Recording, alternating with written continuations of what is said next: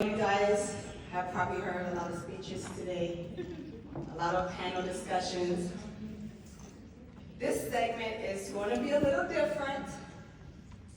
This segment is not going to just be a speaking engagement. This is going to be an experience. Because through experiences, we learn the best lessons.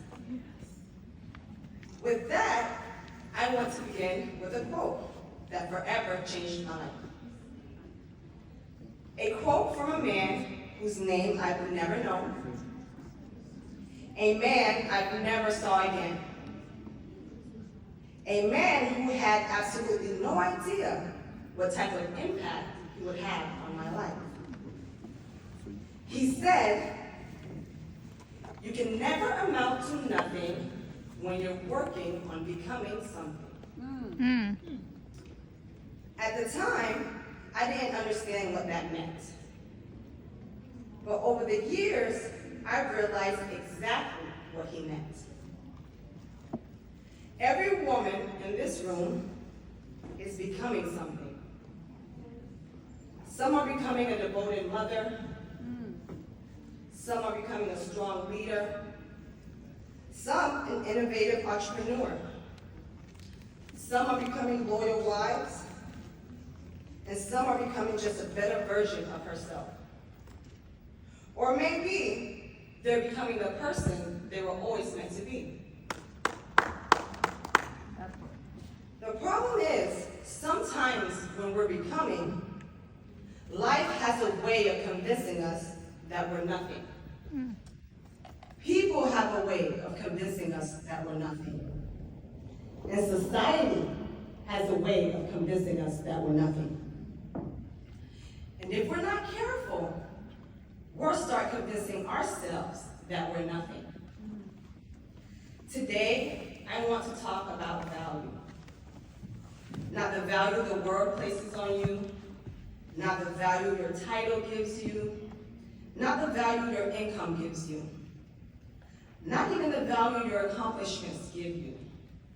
I want to talk about the value that existed before any of those things. You see, the most influential people aren't the people with the biggest titles. They're the people who understand that every human has value, including themselves. But you see, there was a time in my life where I believed I had no value. There was a time in my life where I felt discarded, forgotten, worthless, disgusting.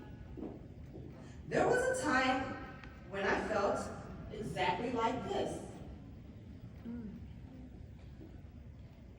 The value of a thing is not determined by the person who throws it away.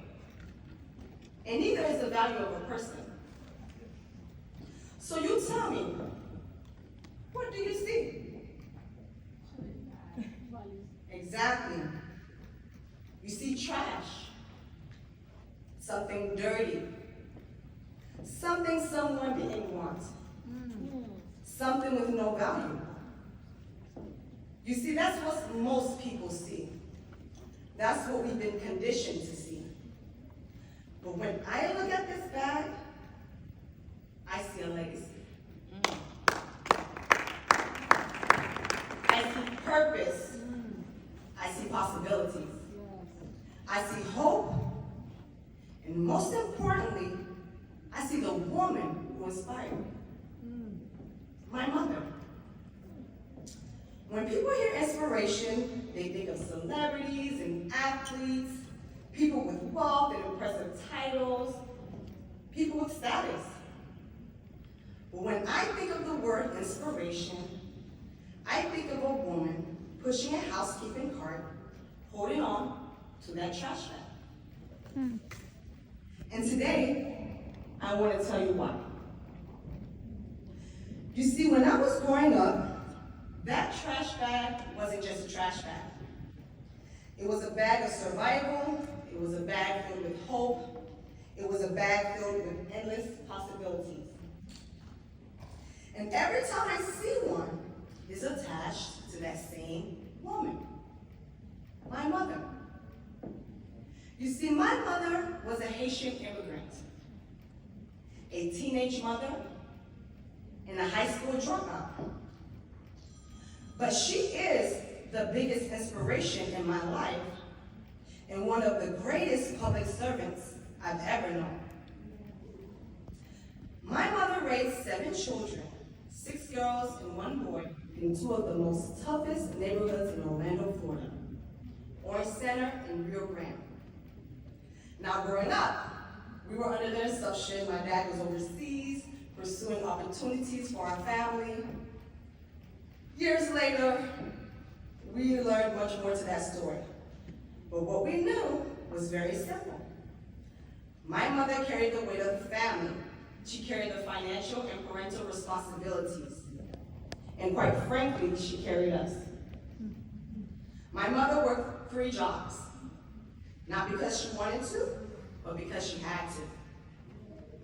Every weekend, every weekday, she left our home before most of us were awake. She would arrive at her housekeeping job at 6 o'clock in the morning, where she would clean hotel rooms all day. At 3 p.m., she would leave that job and drive directly to her nursing home job, where she worked as a certified nursing assistant in hospice care. She spent her evenings caring for people during the most sensitive moments of their lives. She worked there until 11 o'clock at night, then she would come home, clean up, make dinner for us for tomorrow, try to catch some sleep, and do it all over again. And on the weekends, she worked another housekeeping job. And that is the job my siblings and I came to know very well. Because beginning around the age of 8, my mother took my siblings and I to work with her. Every Saturday, every Sunday, from 6 a.m. to 6 p.m., we would clean hotel rooms. Then, on Sundays, we would leave and go straight to church. As a child, I thought that was normal. But as a mother of 5, I realized that was sad, yet extraordinary. Because honestly, I don't know how she did it. I don't know how she found the energy. I don't know how she found the strength. I don't know how she found the inspiration. But what I remember the most wasn't how hard she worked, it's how she carried herself while she did it. You see, my mother was a woman with dignity. She had the kind of dignity that you couldn't purchase. The kind of dignity that doesn't come from an impressive title. The kind of dignity that did not come from money. You see, every Friday when she would go and pick up her paycheck, my mother would put on the most beautiful dress she could find. Most of them, if not all of them, were secondhand dresses that came from Goodwill or garage sale. But if you saw her wearing them, you would have thought they came from a designer store. Her shoulders were held back, her head was held high, and she walked with pride. Because my mother understood something I wouldn't understand so much later in my life. Dignity is not determined by what you do. It was established the moment God created you. And everything else is simply evidence of that. And yet, there was a time I didn't understand that lesson at all. There was a time I was ashamed of what my mother did for a living. And that remains one of the greatest regrets of my life. I remember a particular day, I wish I could relive, of course, a day that has stayed with me for decades, and it still hurts when I think about it today. I have recently transferred schools, and for the first time in my life, I was attending a school with students from much wealthier neighborhoods. Students who lived in houses that looked different from mine. Students who lived in homes that looked like the hotel rooms I cleaned on the weekends with my mother. And one afternoon, I was receiving an award. I was excited, I was proud, and most importantly, my mother was coming. The ceremony started shortly after school, so she didn't get time to go home and change. She didn't get time to become someone else. She came exactly as she was, in her housekeeping uniform, in a trash bag stuffed in her pocket. I still remember seeing her walk in that room with her head held high, smiling from ear to ear and waving at me, just so excited. And instead of feeling proud at that very moment, I felt a wave of embarrassment. To this very day, I hate admitting that, but that's my truth. I was embarrassed, not because of who my mother was, but because of what other people thought. You see, I started measuring value the same way the world measures value, by titles, appearances, status, income. And in that moment, I didn't see my mother. I saw her uniform, and I saw that trash bag. So I immediately rushed her out, told myself I didn't want her to be late for work, but I knew the truth. I cared about what other people thought. And today, that remains one of the biggest regrets of my life, because now I understand what I didn't understand then. That uniform wasn't something to be ashamed of. That uniform represented sacrifice. It represented resilience. It represented love. Every stain on that uniform represented a bill paid, a child fed, and a dream funded.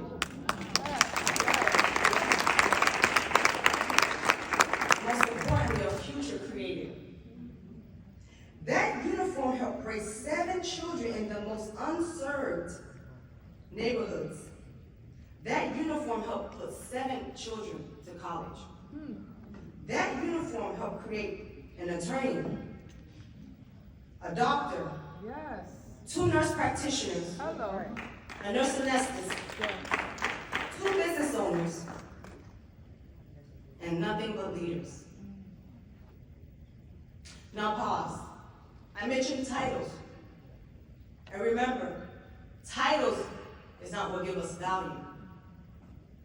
But these titles are important at this moment when it comes to that trash bag. Sometimes we spend so much time worrying about what the world sees that we fail to see the good in ourselves. If I could go back to that day, I would rush her out, I would stand beside her, I would hug her, I would tell her how much I love her, and I would let everyone in that room know that's my mom. But life doesn't give me the opportunity to relive those moments. It only gives us the opportunity to learn from them. And fortunately for me, that wasn't the last lesson my mom would teach. One of the greatest mistakes we can make is allowing someone else to become the appraiser of our worth. You see, despite how hard my mother worked, she was very proud of what she did. Not because housekeeping was glamorous, not because they paid well, but because service was part of who she was. My mother was a woman of faith, a woman who genuinely loved people. And one of the ways she expressed love was through acts of service. If she cared for you, she'll cook for you. If she cared for you, she'll clean for you. That's how she showed love. She served. One thing I always admired about my mother was that she never allowed the lack of money to become a lack of generosity. Even when she had very little, she always found a way to give. She understood something many people never learn. You don't need money to make a difference. Sometimes your time is enough. Sometimes your kindness is enough. Sometimes just your presence is enough. And my mother, she served people because she loved people. She was caring for hospice patients, helping neighbors, cleaning rooms, and encouraging people who had lost hope. This service was how she showed love. Because in many ways, my mother wasn't just cleaning rooms. She was caring for people she never met. She was preparing spaces for them to create memories. So to her, it mattered. In fact, another great lesson my mother taught me was inside of those hotel rooms.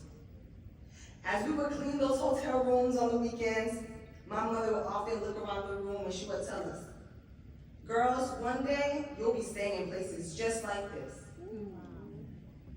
At that time, it felt impossible. We were children from the hood, Orange Center, Rio Grande, who only wore secondhand clothing, lived in low-income housing, depended on food pantries. My mother was cleaning these rooms. We weren't vacationing there. We were cleaning up after people who could afford to stay there and taking trash bags full of groceries home that they left behind. But my mother never saw it that way. She saw it as a blessing. She saw possibility and she saw potential. She saw a future that we did not see for ourselves. And the more she poured those words into us, the more attainable those dreams became. You see, while we were cleaning these rooms, my mother also expanded our vision. She was teaching us that our circumstances were temporary. She was teaching us that where we started did not determine where we finished. She was teaching us that we belonged in those rooms too. She was teaching us that hard work would get us in those rooms. And that's why this trash bag became so important to our family. It wasn't about the food we carried home with us to feed us, because that food eventually disappeared. But the lesson we learned from it never did. Inside of those hotel rooms, we saw a completely different world that was unattainable. We saw beautiful vacations and luxury accommodations, amazing food, a life that felt a million miles away from where we lived. And yet, through a trash bag, we got the small taste of it. Literally. We got to taste sushi for the first time, filet mignon for the first time, cheeses we couldn't pronounce, desserts we've never seen, sometimes even a sip of champagne. And all while these things may have seemed small, they changed something inside of us. Because suddenly this world wasn't imaginary anymore. It became something we could see, something we could touch, something we could taste. And because we could experience it, we believed it. My mother taught me something so powerful without ever saying it. Sometimes before a person can achieve something, they have to believe it. And sometimes before they can even believe it, they have to see it. That trash bag showed us possibility. The hotel room showed us possibility. And my mother constantly reminded me, one day you'll stay in a place like this. She never spoke like a woman cleaning rooms, and eventually she was right, because one day we stopped cleaning those rooms, and we started staying in them.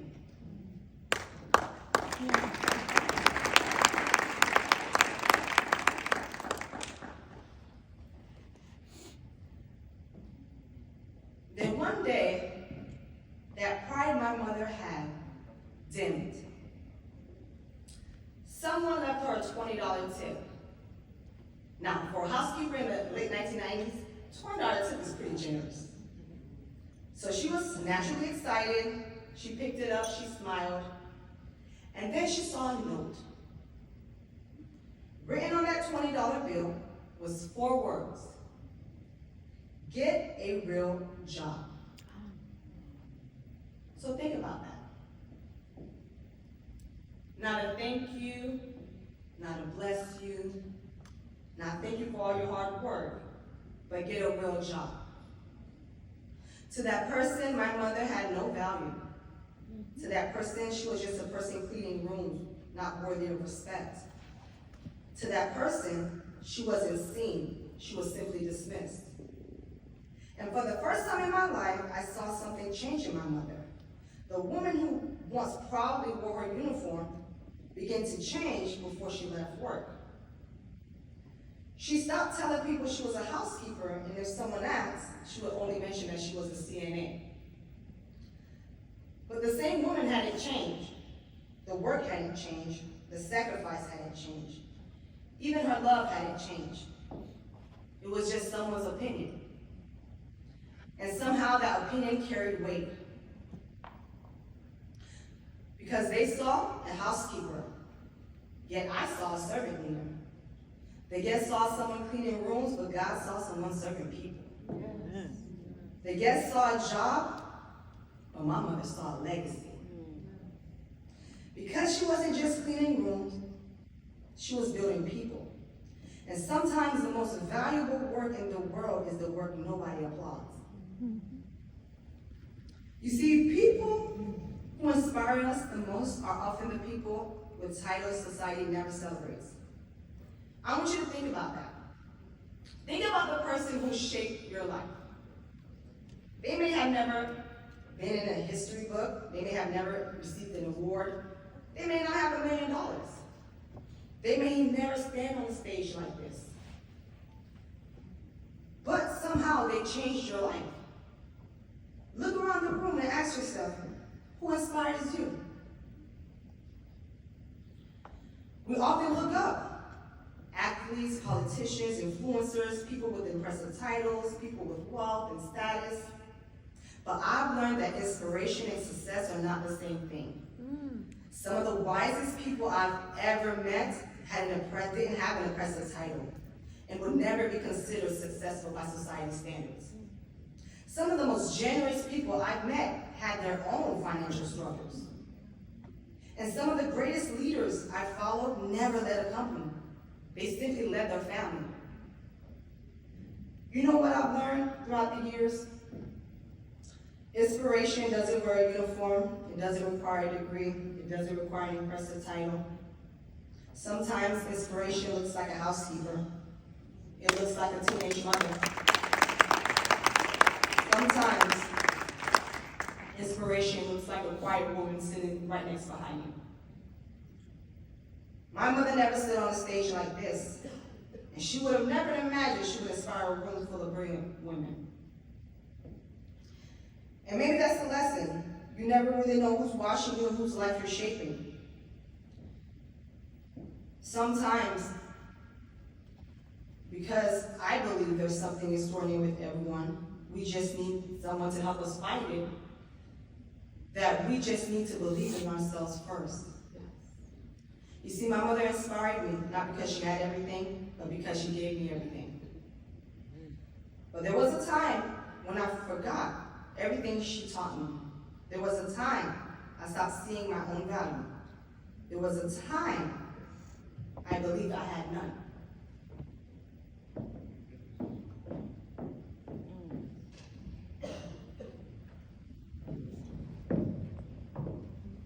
I want everyone to take a look at that picture. And I want you to analyze that picture. Because this photograph was taken when I was 16 years old. And until today, I've never shared it publicly. Have you seen it, Freddie?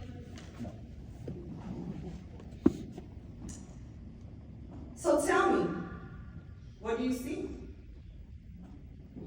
A mugshot, a bad kid, a mistake, a statistic, someone dirty? At 16 years old, I would have agreed with you, because that's exactly how I saw myself. The day this photograph was taken was one of the lowest points of my life. I was 16 years old, pregnant, had just dropped out of high school, scared, ashamed, and convinced that I had destroyed my family. My sister and I had gotten into a physical fight, and at that time, I blamed myself for everything. And the police took us away. When this photograph was taken, I didn't see purpose, I didn't see potential, I didn't see any value. I saw failure, shame, disappointment, exactly what everyone thought that I was. You see, there's something dangerous that happens when you hear a lie long enough. Eventually, you'll start to believe in that lie. Growing up, I often heard words directed at me, jokingly or not. The phrase was, "You're good for nothing." Now, I know people say these things out of anger, frustration, sometimes in a joking manner, without realizing the damage those words can do. The words have power, especially when they're spoken repeatedly into the life of a child. And by 16, I started believing that. I believed I had ruined my future. I believed I had disappointed my family. I believed I had become exactly what people expected me to become. When I look at that picture, I don't see possibility, I don't see purpose, I don't see value. I saw trash. The same way many people look at this bag and see trash, I looked at myself and saw something discarded, something unwanted, something broken.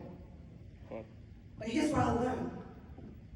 A photograph captures a moment. It doesn't define your life.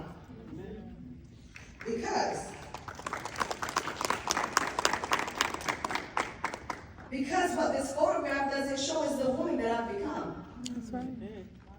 It doesn't show the countless lives I've helped save. It doesn't show the people that I fight for. It doesn't show the family that I would build. It doesn't show the purpose that God had placed inside me. And yet, there was a moment when I completely lost sight of my value. Because the very next day, everything changed. You see, this photograph wasn't the lowest point of my life. What happened the very next day was,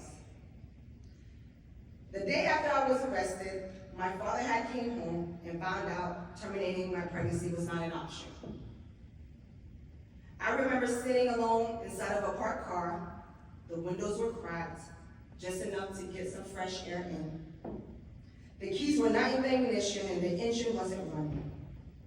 I was exhausted, I was embarrassed, and I was ashamed. My father walked over to the car. He looked at me and said something I had heard for years. You're good for nothing. Then, out of nowhere, he spat on me. Then he spat on me again. And again, and again. For what felt like forever. I couldn't move, I couldn't speak, I couldn't defend myself, I just sat there. And he left. I remember arriving back where I was staying at the time, running into the house and kneeling in the shower and hysterically scrubbing the spit off my face, off my hair, off my clothes. And what's most disgusting about it, I can still remember the smell. But here's what I've realized. The hardest thing to wash away wasn't the spit. It was the shame I felt at that moment. It was the belief that maybe everything he had ever said about me was true. And that maybe I was really good for nothing. And that's what lies do. They don't have to be true. They just have to be repeated often enough for us to believe it. And for the first time in my life, I stopped seeing myself the way my mother saw me. I stopped seeing purpose she spoke over me. I stopped seeing the value God placed inside of me. I stopped seeing possibility. I saw exactly what everyone else saw. Trash. And that night, I decided that the world would be better without me. So I took a walk to the lake. It was at a park across from our house. It was late, maybe around 11 o'clock midnight. I don't remember the exact time, but I do remember the darkness. I knew one thing, I couldn't swim.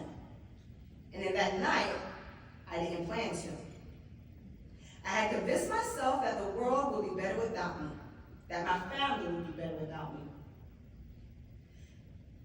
and that I had become exactly what I had always been told I was, good for nothing. I stood there looking into the water, telling myself to jump in, because for the first time in my life, I had no hope. Then, I heard a voice, a man. He was wearing what I remember being an orange or yellow bright vest. To this day, I can't remember which one it was, but he saw me. He didn't rush towards me, he didn't lecture me, he simply asked, "Are you okay?" Now, we're all thinking the same thing. A stranger is late at night, I'm by a lake. My mother still raised me right. I knew it was stranger danger, so I kept my distance. And as we talked, I remember him saying something I'll never forget. After I told him I was nothing, he looked at me and he said, "You can never amount to nothing when you're working on becoming something." At 16 years old, I didn't understand what he meant, and honestly, I thought he was crazy. But he continued talking with me, reminding me whatever I was going through would be temporary, and I could get through it. Then he told me he'll be right back, he had to leave, and for me not to go anywhere. I told him, okay. As soon as he left, I ran away. Because at the end of the day, stranger danger. That was a stranger, okay? I never saw him again, I never knew his name, and I never got a chance to thank him. But over the years, I've realized that that night, God didn't just send me a stranger, he sent me perspective. You see, my mother has spent years telling me who I was, the world has spent years telling me who I wasn't. And somewhere in between, I forgot which voice mattered. The stranger reminded me that something my mother had been trying to teach me my entire life, that our circumstances are temporary, but our purpose is permanent. Years later, I fully understand what he meant. I wasn't nothing. I was becoming. I was becoming a wife for an amazing man. I was becoming a mother to 5 wonderful children. I was becoming an attorney. I was becoming an advocate. I was becoming a voice for people who had lost theirs. I was becoming someone who would spend her life reminding others of their value, the very thing that I had forgotten that I had. Sometimes I wonder if he would have kept walking, would I be standing here today? The people who change our lives will never know that they're changing you. And there are moments in life where you don't fully understand that someone changed your life until years later. For years, I thought this stranger at the lake was trying to comfort a scared 16-year-old girl. I thought he was just trying to say something nice. I didn't realize he was speaking the truth that took me years to understand. Again, you can never amount to nothing when you're working on becoming something. So I was nothing. I was becoming. Some of you are becoming stronger. Some of you are becoming leaders. Some of you are becoming healers.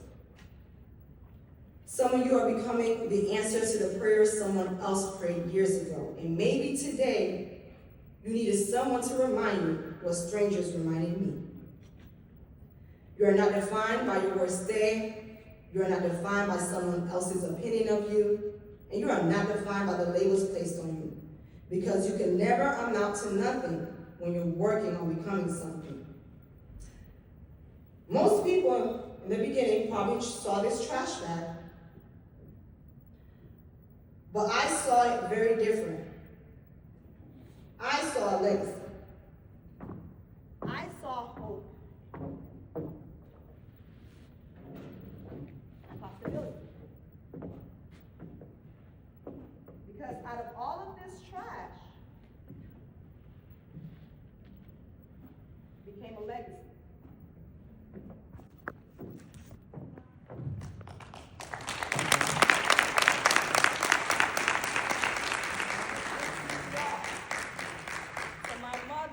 Former housekeeper who is now a registered nurse at 55. My sister, nurse practitioner, Dade. I'm right here. My younger sister, she's a nurse anesthetist. And then my other sister, Marguerite, she's a nurse practitioner. And then we have my other sister, she's an anesthesiologist. My brother, I call him an accountant, but he said he's a financial analyst. Okay, so I have to say it correctly tonight. And then we have the last one of the bunch, who's in nursing school.